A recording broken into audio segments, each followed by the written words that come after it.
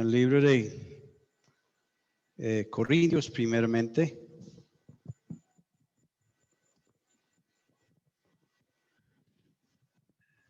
1 Corintios capítulo 11. Hace 15 días, 20 días, la última vez que hablamos, empezamos a hablar de la cena del Señor. Hablamos del uso del velo de la mujer y después empezamos con la cena del Señor. Entonces vamos a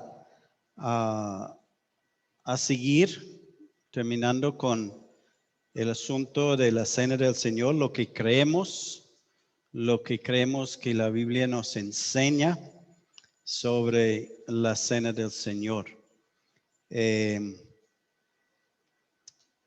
Es un tema muy importante y decimos en el otro estudio, creemos que la iglesia primitiva, cuando hablamos de la iglesia primitiva, estamos hablando de cuando la iglesia inició en el día de Pentecostés, ahí adelante en el libro de Hechos. Entonces, la iglesia primitiva celebró la cena del Señor el primer día de la semana, que es domingo, ¿cierto? Es obvio en las escrituras que ellos se celebraron la cena el día domingo, utilizando pan común corriente y copa de vino, con vino, ¿cierto? De uvas. Encontramos en Corintios, 1 Corintios 11, que había un problema porque algunos estaban embriagándose, ¿cierto? En la cena del Señor. Que la participación de la cena compone de hermanos nacidos de nuevo, que significa que son creyentes, ¿cierto? Han nacido de nuevo, han sido salvos, tienen la vida eterna, tienen el perdón de sus pecados, son justificados, son santificados, y etcétera, etcétera, ¿cierto?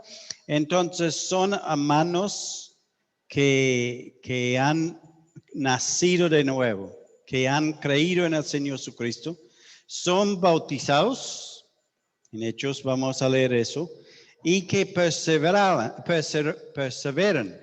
en la doctrina bíblica, en la comunión con los otros hermanos, que la celebración de la cena es solemne, no es cualquier cosa bobada, la cena del Señor.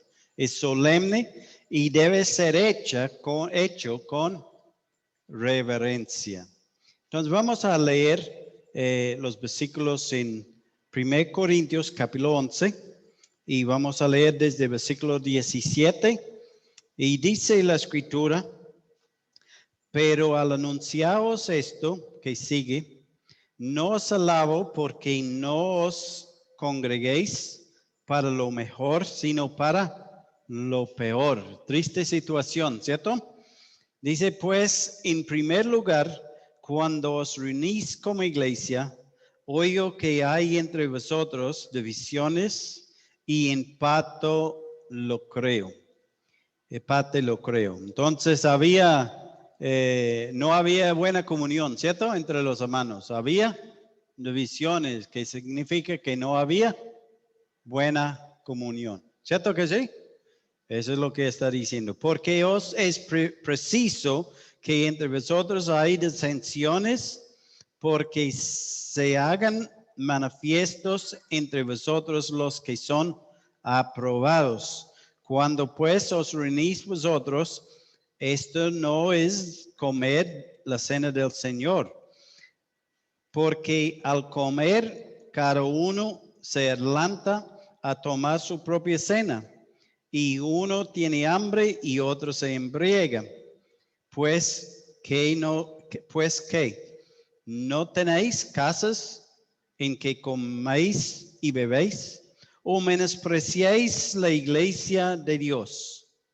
¿Avergoncéis a los que no tienen nada? ¿Qué os diré? ¿Os alabaré?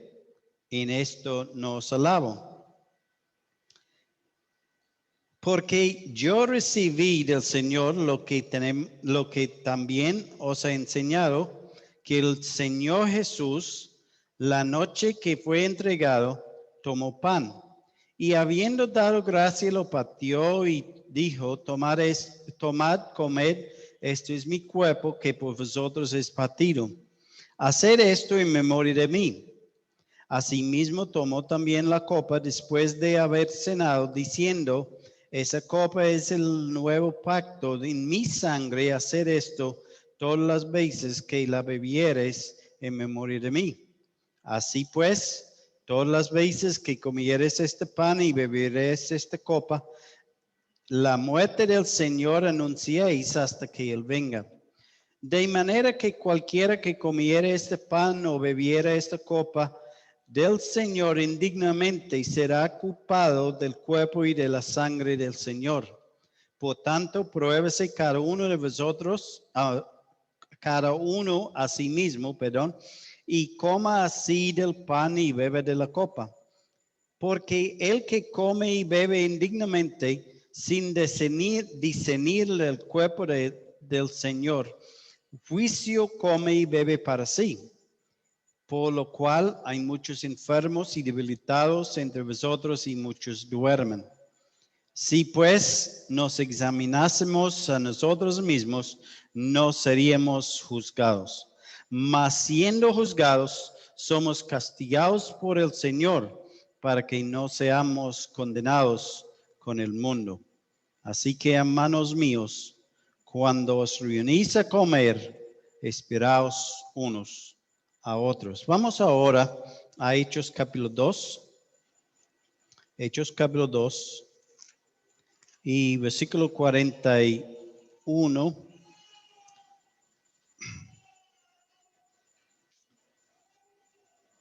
Podemos leer versículo 40, dice: y con otras muchas palabras testificaba y les exhortaba diciendo: sed salvos de esta perversa generación. Así que los que recibieron su palabra fueron bautizados, y se añadieron aquel día como 3,000 personas. Y perseveraban en la doctrina de los apóstoles, en la comunión los unos con otros, en el partimiento del pan y en las oraciones. Capítulo 20, y vamos a leer versículo 7, que nos dice: el primer día de la semana, reunidos los discípulos para partir el pan, Pablo les enseñaba. Vamos a orar para seguir. Padre, en esta mañana, gracias te damos por este tiempo que tenemos de abrir tu palabra, de escudriñar tu palabra, de buscar la enseñanza de ella, porque sabemos que toda tu palabra es inspirada por Dios y útil para enseñar, para redarguir, para corregir, para instruir en justicia, a fin de que el hombre de Dios sea perfecto, enteramente y preparado para toda buena obra. Padre, gracias te damos en esta mañana. Pedimos tu dirección. En el nombre precioso del Señor Jesucristo te pedimos. Amén. Bueno, mis hermanos, entonces vemos que hay dos ordenanzas en la Escritura para los hijos de Dios: el bautismo y la cena del Señor. En Mateo 28, 18 nos dice: hacer discípulos, bautizándolos en el nombre del Padre, Hijo y del Espíritu Santo, ¿cierto? En capítulo 22 de Lucas tenemos la institución de la cena del Señor, cuando el Señor Jesucristo dice a sus discípulos que tienen que recordarle a Él, hacer memoria de Él. En Corintios, donde leímos, Pablo dice que él fue enseñado también la misma cosa, ¿cierto? Que es necesario hacer memoria del Señor Jesucristo. En Hechos vemos que el apóstol Pablo dice, sed salvos de esta perversa generación. Entonces la necesidad de la salvación, enseguida, ¿qué hizo estas personas? Se hicieron bautizar, ¿cierto? Habiendo creído en el Señor Jesucristo, ellos fueron bautizados. No dice que ellos fueron bautizados para ser salvos, ¿cierto? Ellos fueron salvos y por el hecho que eran salvos, que habían creído en el Señor Jesucristo, porque dice, y los que creyeron en Él fueron bautizados, los que recibieron la palabra fueron bautizados.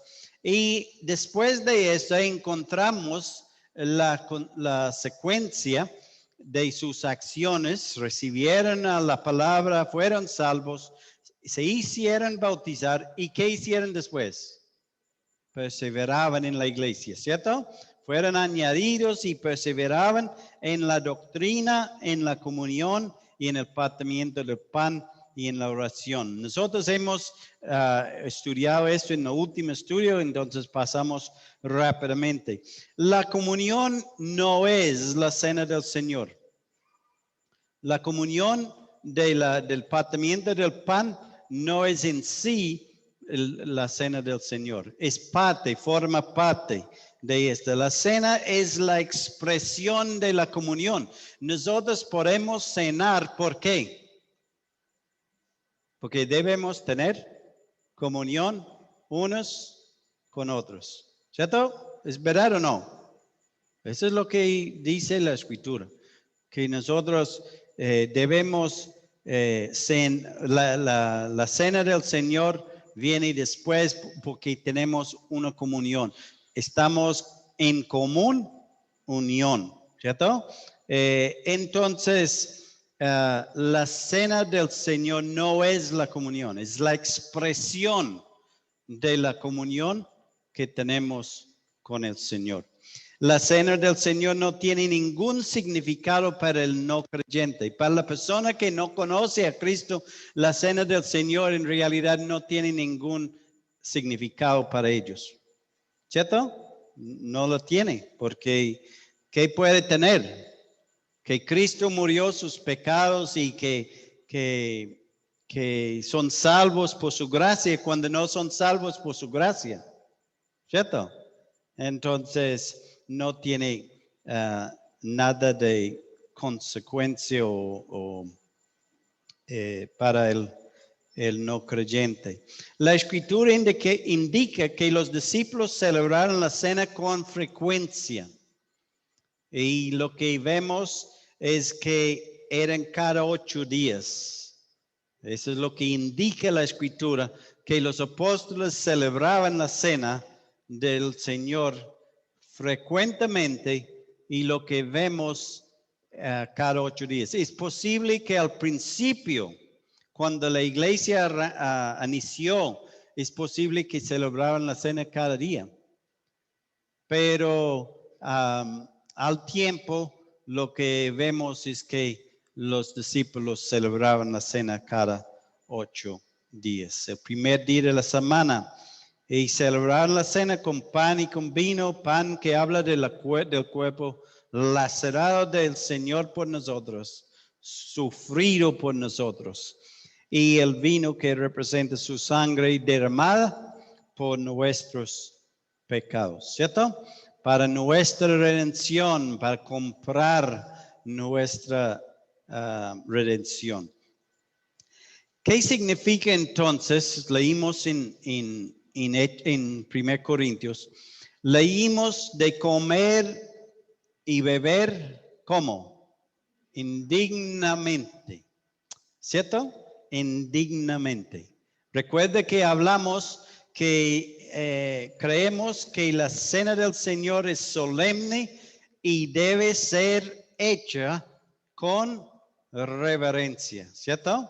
Es serio la cena del Señor. Entonces, ¿qué significa comer y beber indignamente? Me parece que hay algo de un concepto erróneo que nunca aquí hemos enseñado sobre la participación de la Cena del Señor, pero uno nota a veces que sucede en la congregación. ¿Cuándo no debo cenar? La pregunta, ¿cuándo no debo cenar? Como creyentes en una iglesia, no tenemos derecho de autodisciplinarnos en dejar de congregarnos o de cenar. Quiero plantear ese punto primero. No tenemos derecho de autodisciplinarnos en dejar de congregar y en dejar de cenar. Creo esto de todo mi ser. No es la voluntad de Dios, porque la cena del Señor y aún el congregarnos es un mandato. Es algo que el Señor nos ha pedido hacer, ¿cierto? Entonces es un mandato. Aún decimos que la cena del Señor y el bautismo son, ¿qué decimos?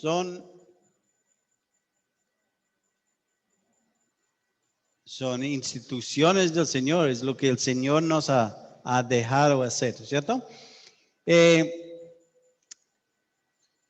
Entonces, el autodisciplinarme para no participar de la cena del Señor. Vamos a mirar en esta mañana un poquito. La Escritura le da a la iglesia la autoridad de negar la participación de un hermano o una hermana de la comunión de la iglesia que incluye la cena. ¿Estamos de acuerdo con eso? Las Escrituras nos da la iglesia la autoridad de negar la participación de un hermano, ¿cierto? En 1 Corintios 5 tenemos la historia del hombre que estaba fornicando, adulterando con su madrastra. Y el Señor le dice, o Pablo dice,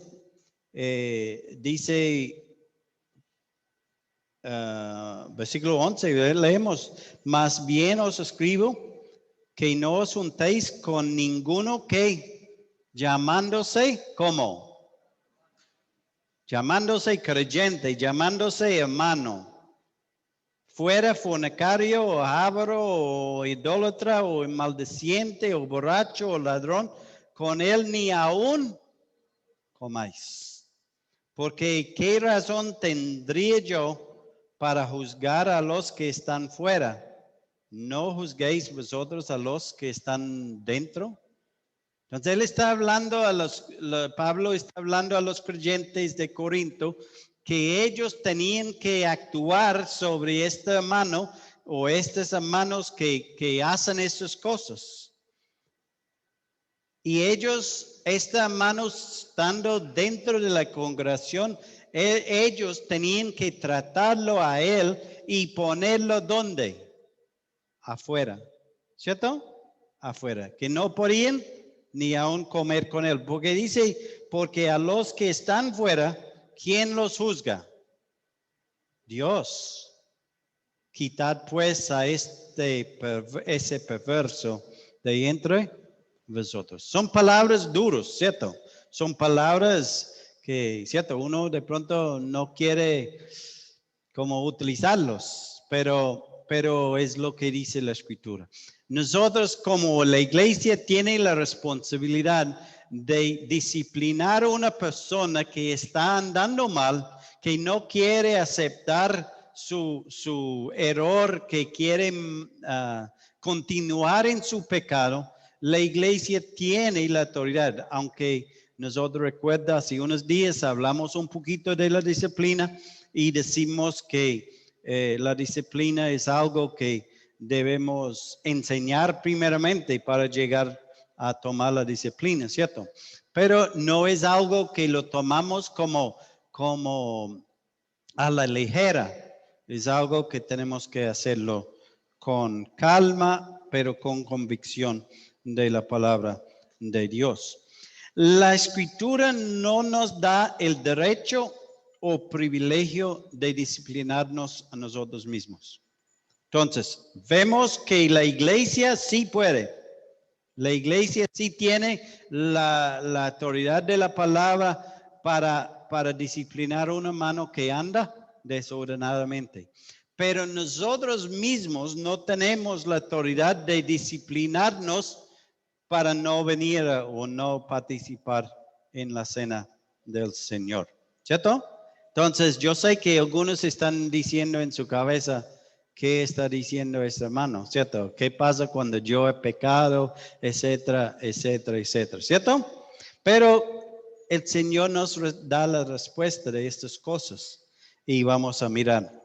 Por autodisciplinarme quiere decir no tomar la cena del Señor por la decisión de uno mismo, de mí mismo. ¿Cierto? Suena muy espiritual desistir de cenar porque no me siento digno de cenar. Y muchas veces uno habla con alguien y dice, no, hermano, es que no siento digno de cenar. Entonces no lo hago y parece muy espiritual decir que eso, ¿cierto? No es que yo soy muy espiritual. Yo tomo las cosas de Dios en serio. Entonces, por esto no puedo cenar porque yo, ¿cierto? No siento digno de cenar. ¿Suena espiritual? Pero en realidad, hermanos, no lo es. En realidad, estamos pecando. Bueno, yo siempre decía 2 veces, pero cuando preparando ese mensaje, yo llegué a la conclusión que estamos pecando 3 veces. Y le voy a explicar por qué. En vez de pecar una sola vez, estamos pecando 3 veces por no cenar. En 1 Corintios 11, 26, 11, 23 a 26, tenemos el mandato del Señor. Él dice, hacer esto en memoria de mí, ¿cierto? ¿Cuál debe ser nuestra actitud hacia un mandamiento o mandato del Señor? Obedecerlo. Sencillo, ¿cierto? ¿O hay algunos mandatos del Señor que no debemos cumplir con ellos? Debemos cumplir con los mandatos del Señor, ¿cierto? La respuesta es obvio, obedecerlos.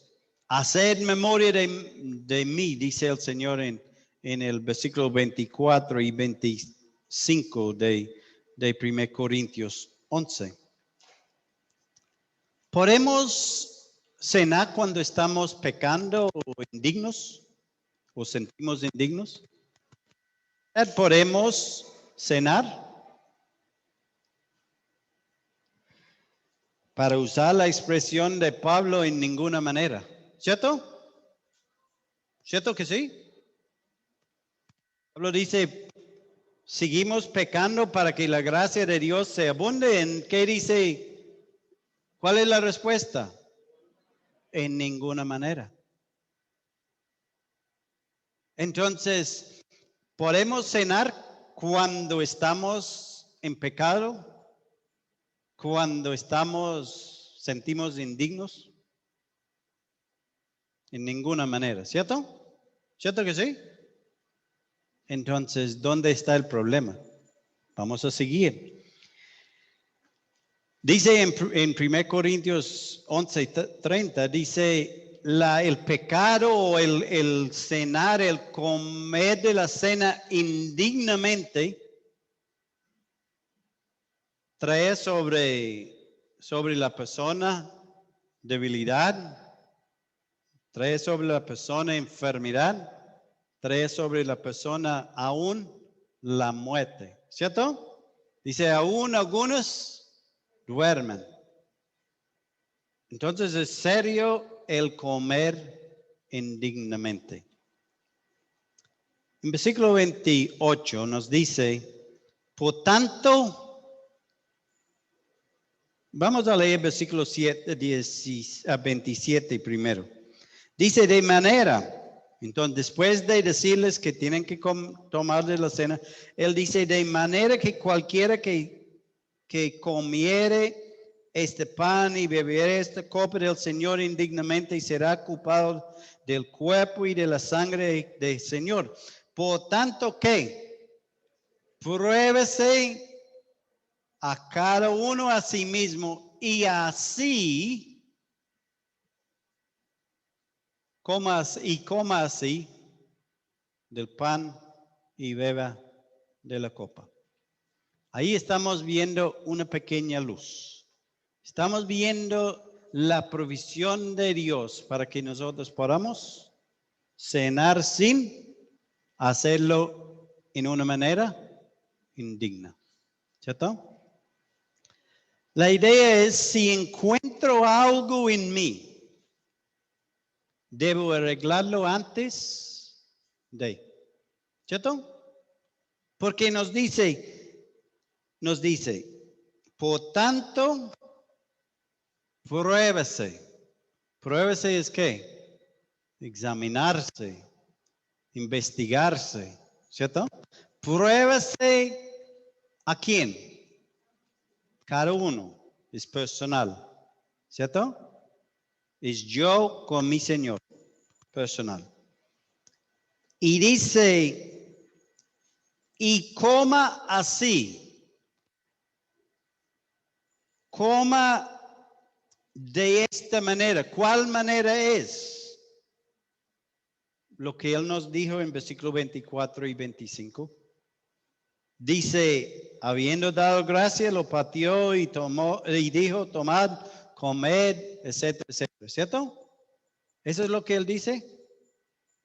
Está relacionado con el comer del pan. Está relacionado con el mandato. Coma así del pan y bebe de la copa.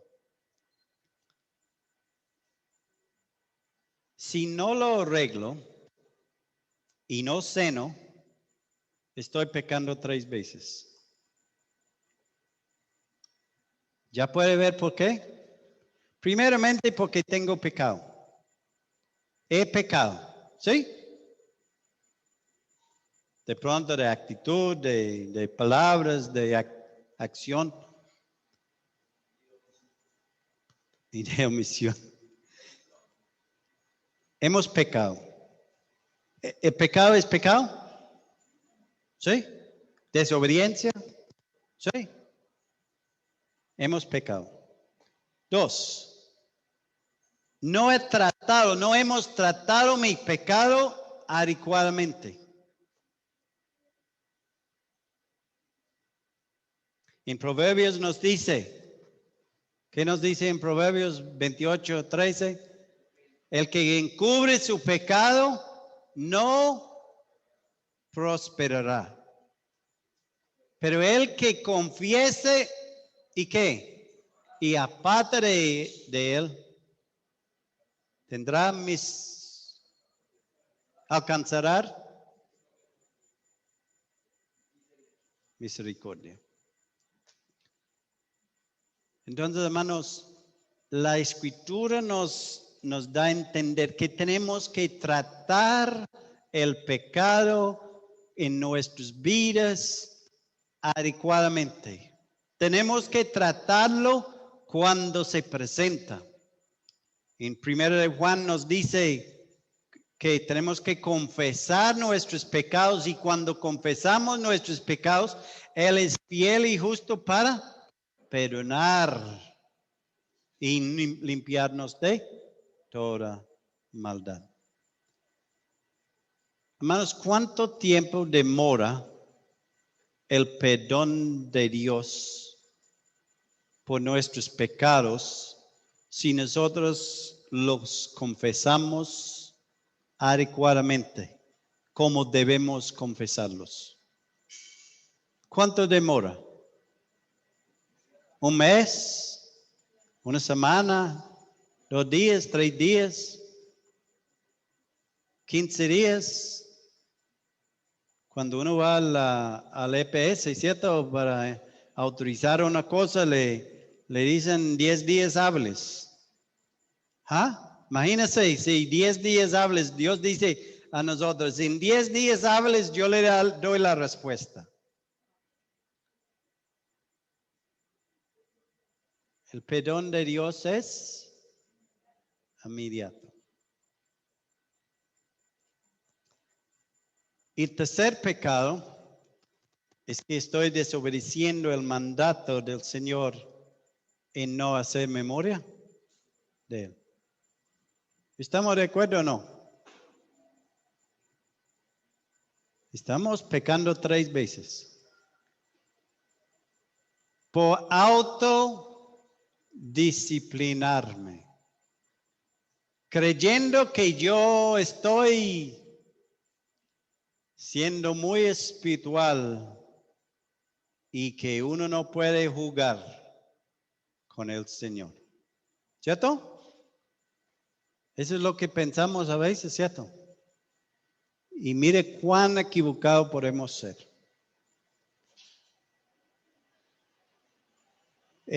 Pensando en la palabra indignamente, la misma posición nos da una otra pensamiento ahí.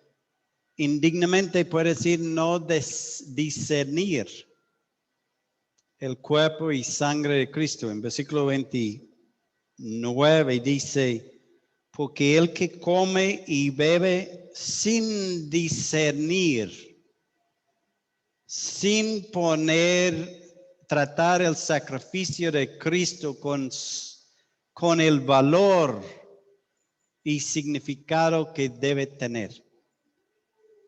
De tratar el significado del sacrificio de Cristo como algo sin valor, algo que no tiene valor para mi vida, como, ¿cierto? Y en realidad cuando nosotros tenemos pecado en nuestras vidas y estamos recordando al Señor sin haber tratado adecuadamente nuestro pecado, nosotros no estamos discerniendo la muerte de Cristo en la cruz.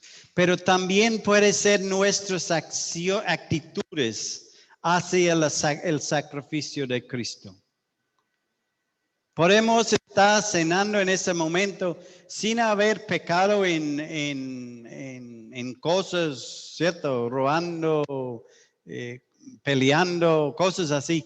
Pero el hecho que nosotros no estamos recordando al Señor con una actitud de agradecimiento, de reconocimiento de nuestro propio pecado, nuestra injusticia, nuestra vileza delante de Dios, podemos estar celebrando la cena con una actitud egoísta, ¿cierto? Que no es discernir el cuerpo y sangre de Cristo.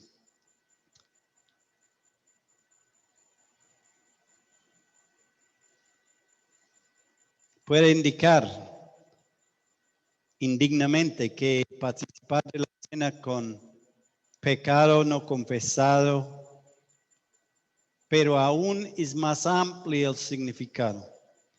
Tiene que ver no solo con acción, sino con actitud. Actitud de corazón.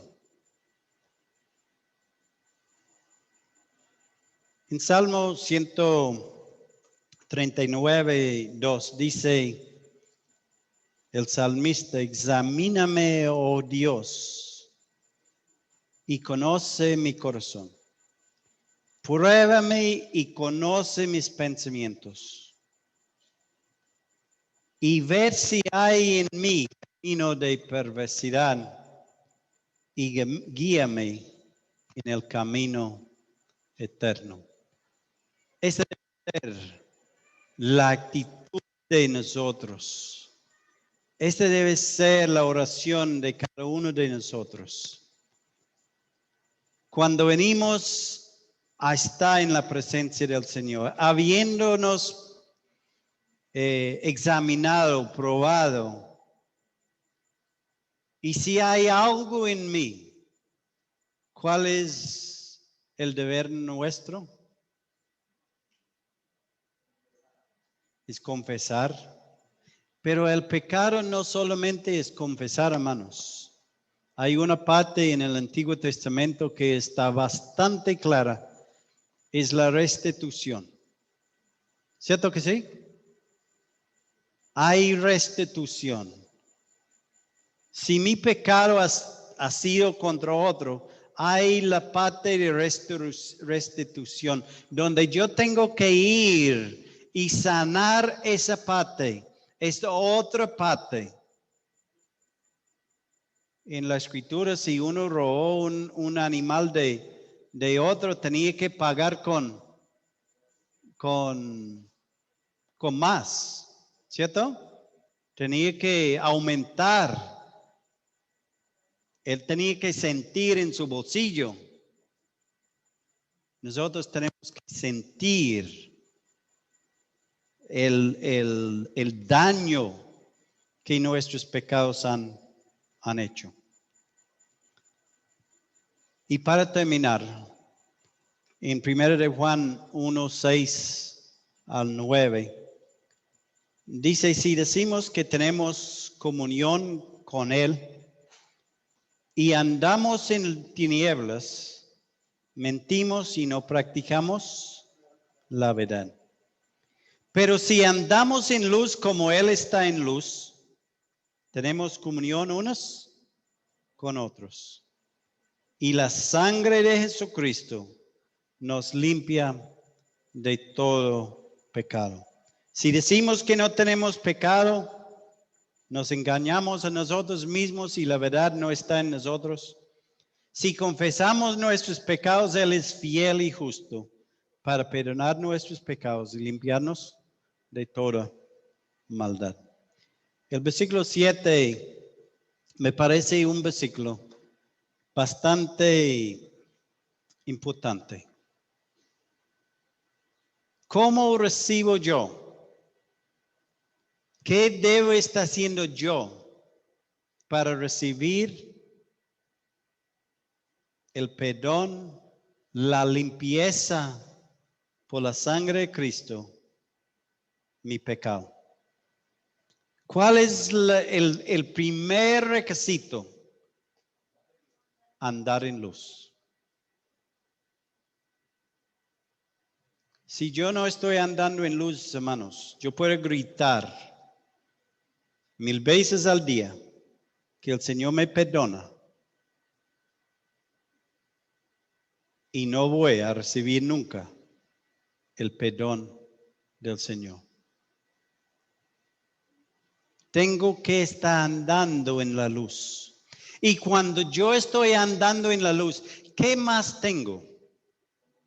Comunión. ¿Cierto que sí? Eso es lo que dice la Escritura. Tengo comunión. Y cuando tengo comunión, y dice, ¿con quién? Unos con otros. Hermanos, a veces nosotros decimos cosas como, no, pero es que yo tengo comunión con mi Señor. ¿Hemos escuchado eso? Yo tengo comunión con el Señor y eso es lo único que me importa. Déjeme decir en esta mañana, hermanos, que si usted no tiene comunión con su hermano, usted no tiene comunión con el Señor ni está andando en la luz. Estamos engañándonos en decir lo contrario. Estamos creyendo en nuestra propia mentira.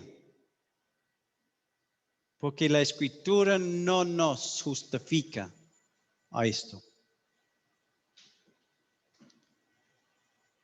Suena muy bonito, suena muy espiritual, pero no hay nada de espiritual en decir que yo tengo comunión con mi Señor, entonces los otros no importa. Si andamos en luz,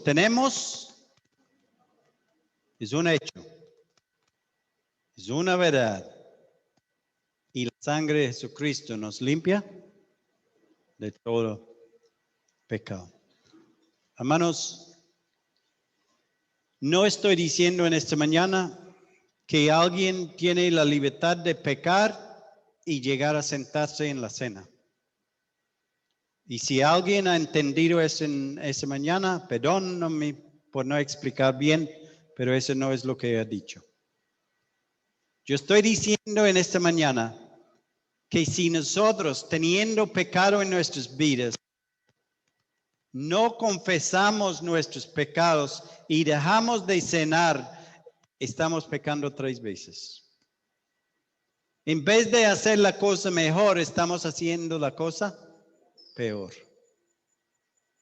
¿Qué corresponde a nosotros entonces? Es mantener la comunión con mi Señor, con mis hermanos, para que yo pueda cenar tranquilamente, habiendo probado, habiendo examinado a mi corazón, y puedo reunirme recordando a mi Señor. Pero hay lugares, hay casos donde el pecado va más allá de una discusión con mi esposa o un pecado por omisión, dice Jaime, donde la iglesia local tiene que ver en el asunto y donde hay disciplina aplicada por la iglesia. Y esta cambia la vuelta, ¿cierto? Esta cambia la cosa. Pero en lo normal, en el diario vivir, hermanos, nosotros, es un mandato del Señor, que como iglesia nos reunimos para celebrar la cena del Señor. Que el Señor nos ayude, hermanos, a apreciar el valor de la cena del Señor. Para algunos de pronto es algo monótono. Aunque, bueno, la semana pasada fue una de las reuniones donde parecía que la cena empezó y terminó. ¿Y dónde fue el tiempo? ¿Cierto? Oiga, ya estamos orando por el pan. Hoy era casi igual. ¿Por qué, hermanos? Porque estamos entrando en el significado de la muerte del Señor Jesucristo por nosotros en la cruz de Calvario. Y nunca podemos perder esa visión de la cruz.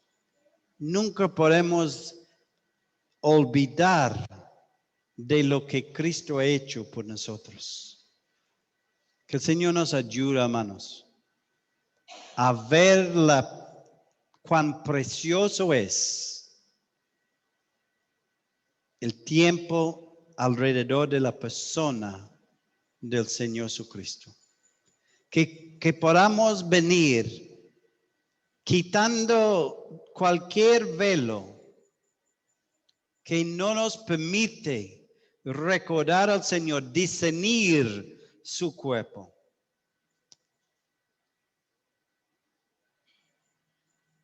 Que el Señor nos ayude, hermanos. Padre, gracias te damos. Hacemos esto, la cena del Señor, en memoria de Él, hasta que Él venga. Hasta el día que Él nos lleva a estar en su presencia. Padre, gracias te damos en esta mañana por esta celebración de la cena que es preciosa para nosotros. Es para ayudarnos a recordar, a mantener nuestros ojos puestos en el Señor Jesucristo, el autor y consumador de nuestra fe. Para que nuestro ánimo no se canse hasta desmayar, habiendo considerado a Él, que sufrió tal contrición de pecadores contra sí mismo. Ayúdanos, Padre, a nunca perder el significado de esta fiesta, esta conmemoración de la muerte de Cristo en la cruz del Calvario. Y por ende, Padre, que podamos vivir, no como la iglesia de Corinto que tenía disensiones, etcétera, etcétera. Pero Padre, para que podamos recordar al Señor con corazones limpios, corazones examinados.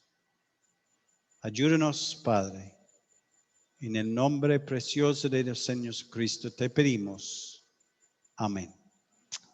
Hermanos, recordando que por la noche la predicación del Evangelio a las 6:30.